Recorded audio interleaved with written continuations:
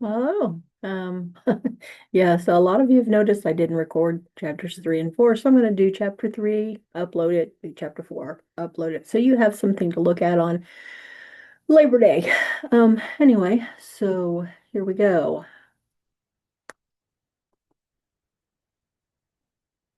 I need to share my screen, share. I'm not sure which one I want to do. This one? I think this is the one I want to do. Yeah. This one? No, this one. Okay, so share. Okay, so we'll go ahead and we'll do our slideshow. I'm gonna move this guy out of the way because he's annoying me and go from here. Um, I'm beginning slideshow.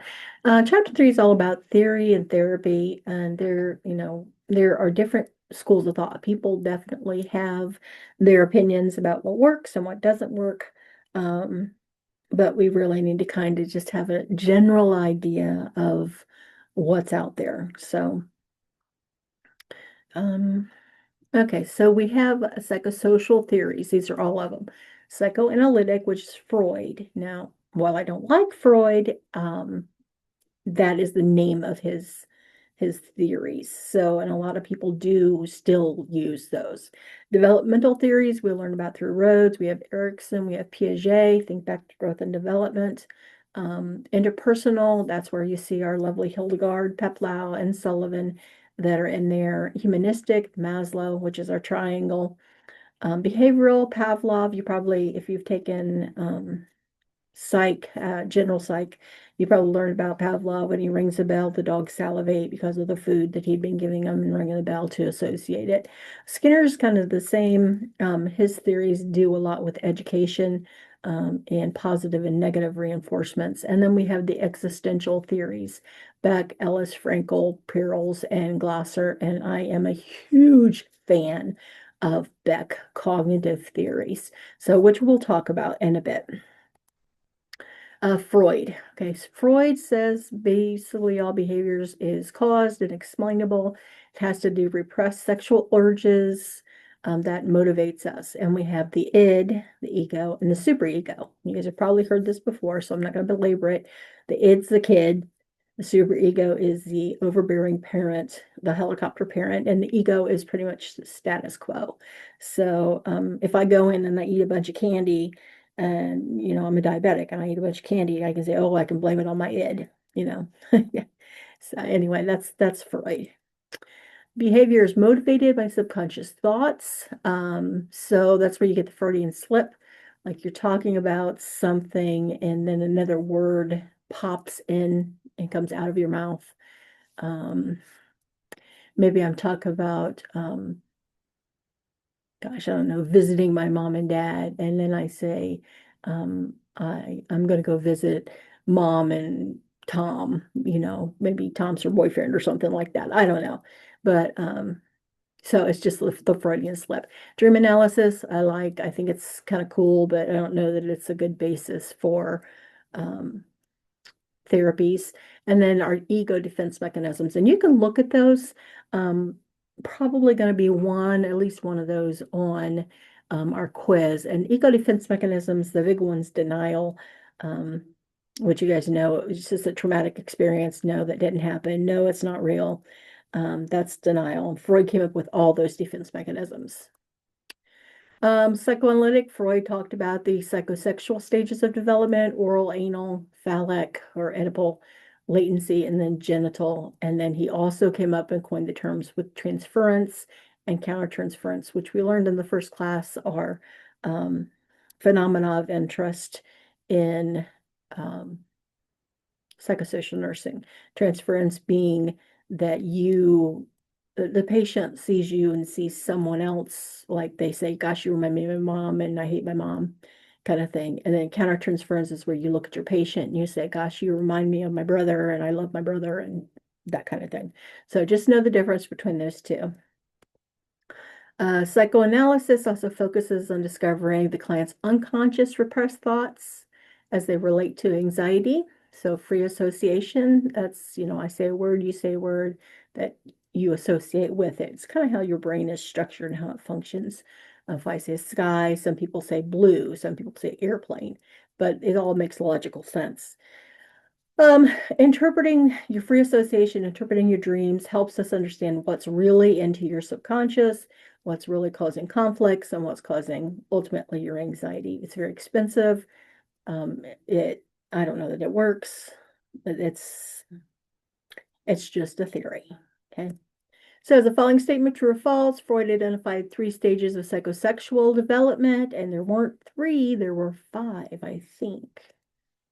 Yeah, there you go. Oral, anal, phallic, or Oedipal, latency, and genital. Erickson, love Erickson. A lot of your personality disorders are developed based upon a lack of attainment of your developmental crisis. He gives us the, oh gosh, trust versus mistrust in infancy, all the way versus stagnation versus in elderly, where they determine their life is worth it. So and we'll talk about when we get in personality disorders, a lot of your serial killers, your antisocial personalities just never attained that trust versus mistrust. And then it goes back and they blame the mother or the parent, which leads us back to Freud. But anyway, we'll talk about that later. Don't want to overwhelm you. Then we have Jean Piaget, and it's pretty much Erickson for kids. If you remember growth and development, it talked about the 4 stages: sensory motor, preoperational, concrete, and then formal operations.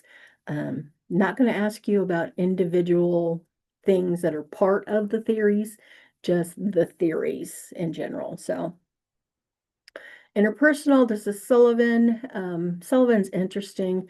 He talks about infancy, childhood, juvenile, pre-adolescence, and adolescence. He talks about your prototaxic, parataxic, and syntaxic, where kids function through their language, which is kind of how it links up with the interpersonal relationships and establishment of the milieu. Hildegard, like I said, Hildegard Peplau, she's our go-to. She really defined it for nursing more than Sullivan did, but he was the first one that came out with that. Hildegard, the nurse-patient relationship, we have orientation, identification, exploitation, which is a good term here, and then resolution. So we meet them through a number of different roles, our patients, and we assist them through these phases into reconciliation or resolution of their anxiety. Okay. Maslow, hierarchy of needs. The physical needs have to be met before the higher needs are met. So if you have someone and they have schizophrenia, but they haven't eaten and drank in 4 or 5 days, that's probably going to be your priority versus their schizophrenia. So you're going to want to hydrate, etc., give them foods and things like that, some sort of intake, caloric intake, before we worry about dealing with their demons. So Rogers is another humanist theory, unconditional positive regard, which I know I've spoke about in one of my classes. I don't know if this is or not. Nurses all have to have unconditional positive regard. We take care of our patients regardless of who they are and where they are in their life. Just always, they're the best kind of person, and we're going to treat them as such. It's respect. He gave us the terms genuineness.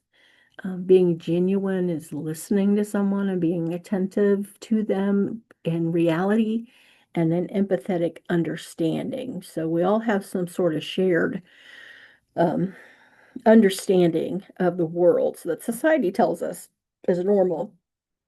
And if they misinterpret the world, that doesn't mean that they're bad. It means that we understand that this is a misinterpretation, and using unconditional positive regard, we treat them with the respect and the positivity of their humanness. So those are humanistic theories. And then we have the behavioral theories. I know you all have psych if you hadn't had general psych. We have Skinner. It's not part of that. Pavlov was part of that with the dogs and the bell ringing, and he would feed them, and then eventually, he would ring the bell and they just salivate without the presence of food. He says behaviors are taught. Skinner, all behaviors learned. we have rewards and punishments.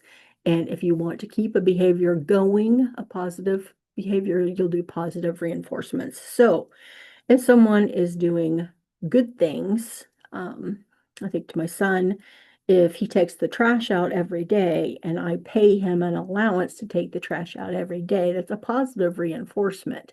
If he doesn't take the trash out, I do not pay him. That's a negative reinforcement. It's called operant conditioning. Continuous reinforcement is the fastest way to get the behavior to continue, but oftentimes in personality disorders with children, which we'll talk about later on, if you're not consistent in your behaviors, it's not going to maintain the behaviors that you want from the child. So again, this is more of an educational theory, not really a nursing theory, although they do bring it in as being part of something we teach people. Treatment modalities, behavior modification, going to be real big when we start talking about children. Positive reinforcement, negative reinforcement, token economy, so giving them treats or tokens, and then systematic desensitization. This happens with phobias a lot. It's where you just kind of walk them through the phobia. So when we get to phobia, we'll talk more about systematic desensitization. So is the following statement true or false? Maslow was the first theorist to focus on the client's role. Hierarchy of Maslow? Is that the client's role? It's false. Rogers was the first one to talk about his client-centered care. Existential. Overall, deviations occur when the person is out of touch with themselves or their environment. So it's a misinterpretation. So the goal is to return the person to their authentic sense of self within the confines of what society tells us is real. Cognitive therapy has to deal with your immediate thought processes. I love this. It's Beck. So basically what he says is if you change the way you are thinking about a situation, then the situation will change in your brain. I always give the example, you're going to go out and you're going to get, going to go out and have a drink and you walk, you really do it up. You dress well, you put your makeup on for girls and maybe you use some special cologne if you're a fella. And you really think you look great. And you walk into the club and over in the corner, there's a table of your peers and they all turn around, look at you and laugh. Your immediate perception is probably going to be, gosh, they're laughing at me. Something is wrong. I don't look good. I don't smell good. Something is wrong. And so then you're going to have a lowered self-esteem. But Beck would tell us that should look at that and we should say, okay, they turned around, they looked, they laughed. Maybe, the rush fair when I opened the door caught their attention. Maybe someone had just told a joke at the table, which is why they were all laughing. And that has nothing to do with me. And I look good and I smell good and everything's all good. So if you can change the way you think about things, then the immediate situation, Beck says that is a way to have a positive influence on your own authentic self. Okay. Rational emotive therapy, that's L's. He says we have a lot of irrational beliefs and automatic thoughts, kind of goes with Beck there. The techniques, I don't worry too much about ABC techniques, so don't worry about it.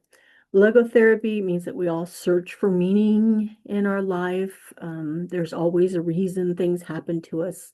Our place in the universe, transcendence, self-transcendence is in the universe.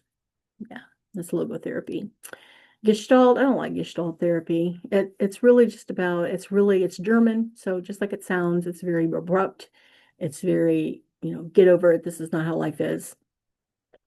But it works for some people. They just need snapped out of it. Reality therapy is Glasser, where they focus on the person's behavior and how that behavior can be sabotaging. So if they become aware of how they self-sabotage, that's going to change the way that they move through life. So I really like the existential theories. especially Beck. Crisis intervention. This is something we need to learn how to do. Crisis intervention, de-escalation. I think at the hospital they call it a show of support if someone is really in a crisis. So we have exposure to the stressor, which increases anxiety. And if they have ineffective coping, they really can't deal with the stressor, and so then become distressed. We have maturational crises, situational crises, or adventitious or social crises. So crises happen, they can be immediate, they can happen lengthy, 4 to 6 weeks. And then after it, resolution was where you get back to your pre-crises levels. So positive outcomes come when we can identify what the stressor was.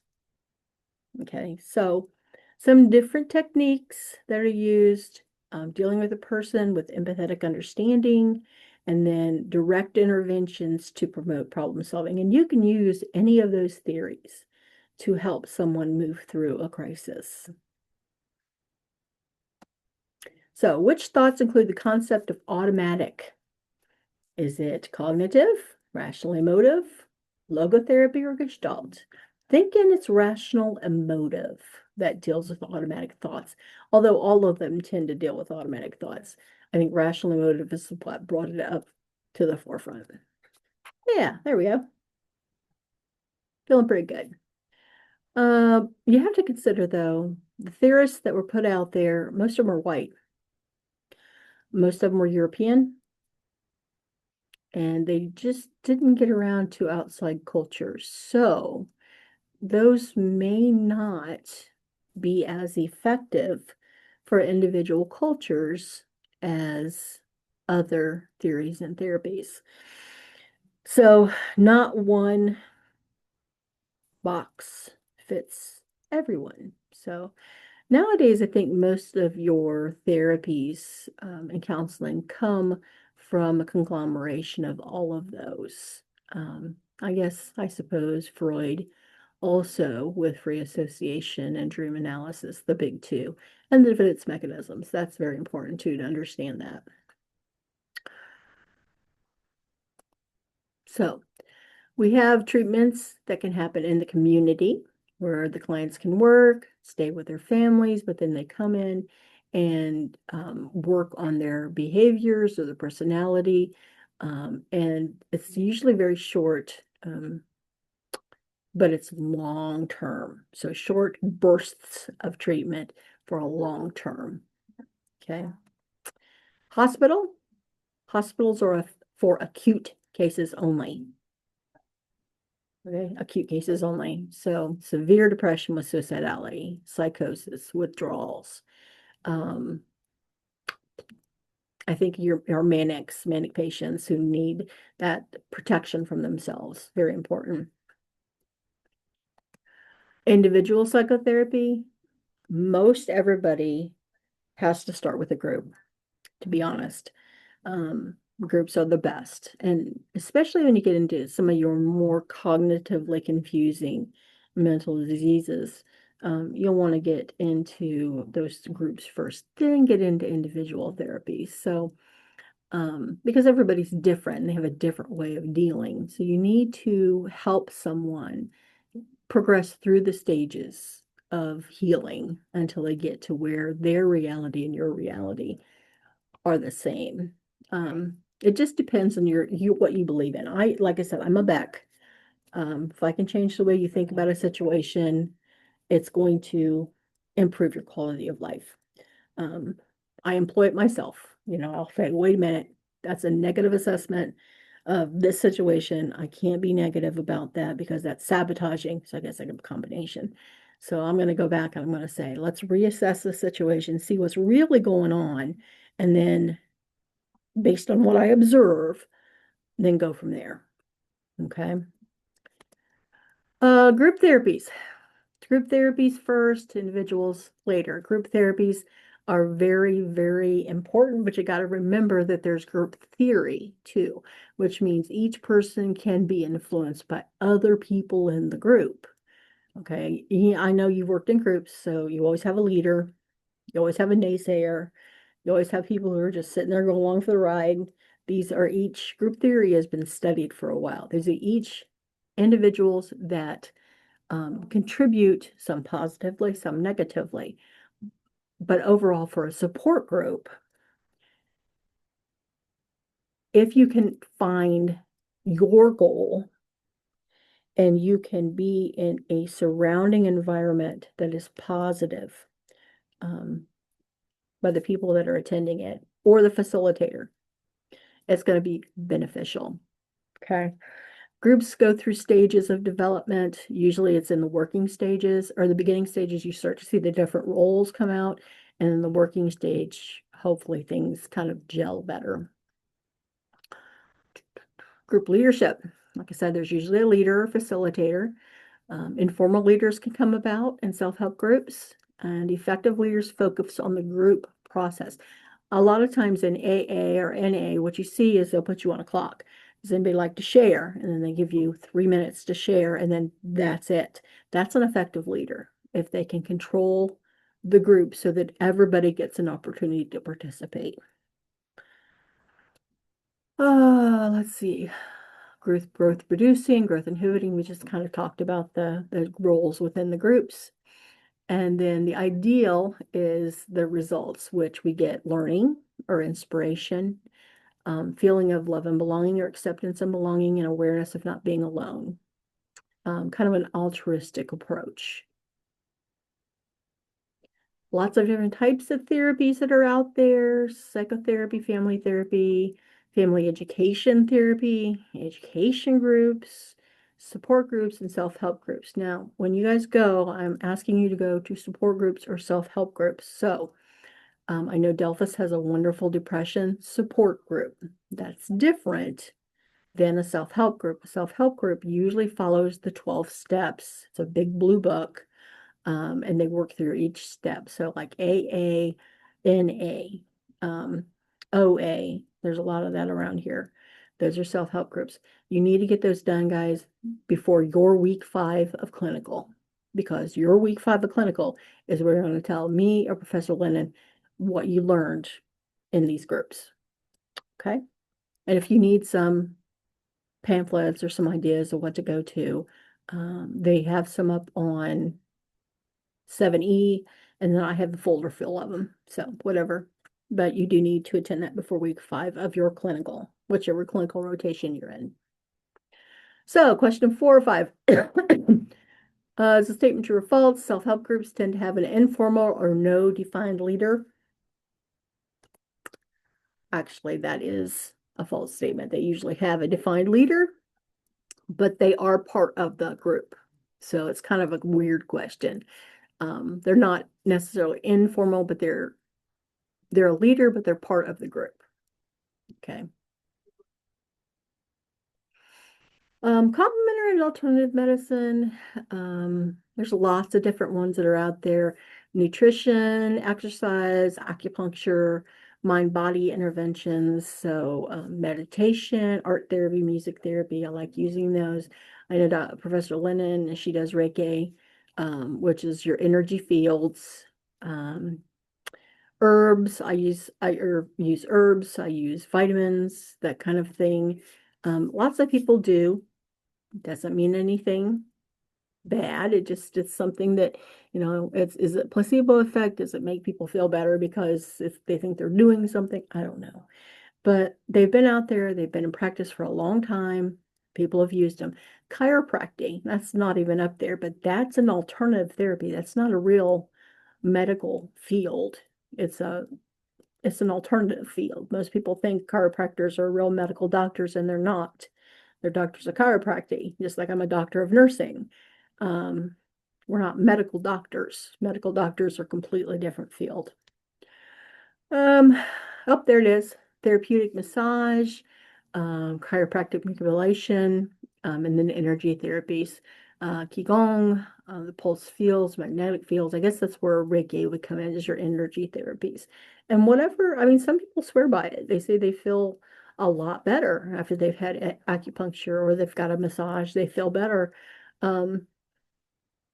Again, is it because they believe they feel better? Is it because they really feel better? I don't know. I use meditation. I like it. I use music therapy. I like it. Depending on what I listen to, it can bring me down, bring me up, depending on what I'm about to embark upon, like before I go to clinicals, before I go to classes, things like that. I listen to a lot of slow, easy jazz. It just helps me kind of focus and center my mind on what I'm ready to talk to you guys about, because it is kind of existential out there, and it helps me wrap my mind, my thoughts around that in order to bring them and, give them to you. Um, if I'm going to go out and, like I went to the Outer Banks with a friend of mine not that long ago, and we were like on the beach driving in I had a Jeep, driving in the Jeep on the beach. I mean, we were listening to, I don't know what we were listening to, something she picked. I mean, it was crazy. It was like Bad Company or something like that. That energy is just different than slow jazz, slow easy jazz. So just kind of think about how these different therapies and theories, these treatments work for you, and use what works best for you. Okay. Psychic rehab, I don't know. This is one, it's a community support service. Sometimes it's for people with persistent severe mental illness to help them live in the community, focusing on the client's strengths, involving medication management, shopping, food preparation. So it's a supported living environment. It actually, they call it rehabilitation because it helps them adjust and learn how to live independently. So the goal is ultimately that they will live independently, versus a group home where we know they will not learn to live independently. It's just supervised housing. So for psych rehab, it's not that they cure mental illness, but it's how they learn to live with it. Psychosocial intervention, lots of things that we do. In every area of nursing, therapeutic communication, that's big. So if you work in the ER and you have a patient down there and maybe she just lost her baby and she's upset and she's crying, you're going to use active listening and empathetic understanding related to that situation. You have someone who's angry and, maybe out, not in the right mind and throwing stool at you and things like that. You're still going to approach them with genuineness and empathy and understanding and unconditional positive regard.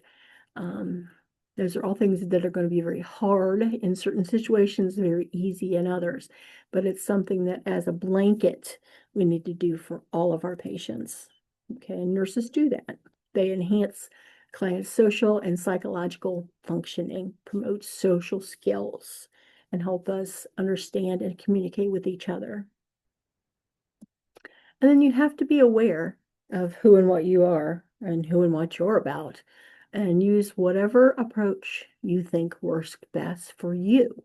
Maybe you are a Gestalt. Maybe you are someone who believes, you know what, this is reality. You just need to suck it up and get over it and move on. Um, and if that works for you, you're probably not touchy-feely kind of person. So maybe ICU or ER, something along those times might fit with your personality style. Um, Genuineness, empathetic understanding, um, unconditional positive regard should go regardless.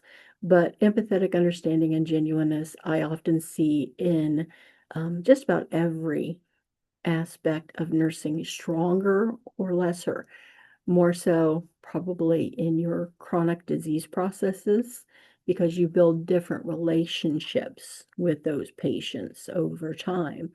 Cancer care, hospice, mental illness. When you build those relationships, you tend to foster and encourage those self awareness and growth opportunities, and they stay with you, versus ER or ICU or something like that, OR.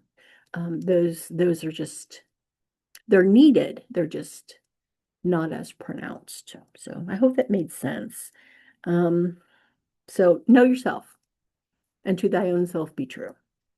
And I think that's chapter 3. I'm going to stop the share. I hope that worked out for you. I'm going to post this, and then when I have to go teach class, here in about 10 minutes, and then I'll come back because I have another hour between the next two classes, and I'll record chapter 4 and I'll get that up for you. I will see you Wednesday in clinical and the following Monday after that. So happy September. Bye.